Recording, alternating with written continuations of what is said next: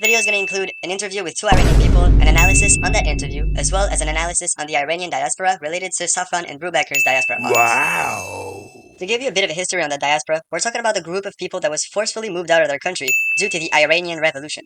Now, this revolution in question was very dangerous for many, but mostly for three categories of people: political opponents, minorities, and elites of the previous regime. Now, with their lives at risk, they had no choice but to flee, and flee they did, to Canada, where their lives weren't necessarily better. That's right, here in Canada, they faced some pretty big challenges, such as economic setbacks, because their diplomas were not recognized, they couldn't get any jobs. There was language barriers, separation from their family, and even discrimination. Anyways, my time's up here, so I'm gonna leave you to the interview. Goodbye. به نظر شما اینجا واسه خودت زندگی ساختی، میخوای اینجا بمونی یا میخوای برگردی زندگی بکنی دیگه؟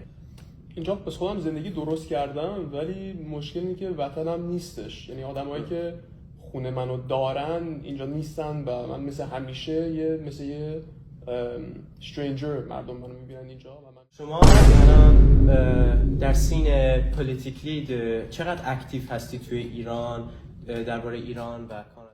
من پلیتیکلی اینوالو هستم تو این چیز میزا. واسه چند تا از پروتستا توی سن کاترین رفتم و اون پروتست تورنتو هم رفتم و مادر پدرم هم لیدر یه گروپ ایرانی هستن تو قیف سود که واسه بچه‌ها فارسی میخوان یاد بگیرن مدرسه درست کردن واسهشون. هستش این چیزی که میخوام بگم، فکر میکنم که مرگایی که الان توی جنگ هستش یه چیزی که نسسری هست. به نظر شما ما ایرانیایی که میایم اینجا چرا مهمه که یه دونه رستوران مثلا ایرانی باز بکنیم، یه رپرزنتیشن داشته باشیم واسه کشورمون؟ سعی میکنیم اون کالچر و فرهنگی که داشتیم و یه جورایی رپرزنت کنیم به تمام دنیا و سعی میکنیم اینو توی بهترین حالتی که میتونیم انجام بدیم با غذاهامون. The interview shows that the Iranian diaspora is politically active. The first speaker directly says that he is very politically involved within the diaspora and that he has attended many protests, including a large one in Toronto. This proves that members of the diaspora are not only emotionally connected to Iran, but also participate in political action from abroad. This is supported by real examples, such as the Woman, Life, Freedom movement, where the Iranian diaspora across Canada and globally organized solidarity protests after Mahsa Amina's death. The Canadian Museum of History even notes that the Association of Families of Flight PS-752 victims helped mobilize the Iranian diaspora in Canada and worldwide. And there is also diversity within the diaspora's political opinions. In the interview, the first speaker suggests that deaths in the war may be necessary for regime change, which represents a more pro-war or pro-intervention view. However, not all Iranians in the diaspora agree with that. Some support regime change but oppose war because they believe violence will hurt ordinary Iranian people. Sources like The Nation describe how the Iranian diaspora has become divided over the war, with families and friendships splitting over whether war can lead to freedom or only more suffering. So overall, the diaspora is politically active, but not politically united. Many Iranians abroad protest, organize, and speak out, but they do not all agree on the best solution for Iran's future.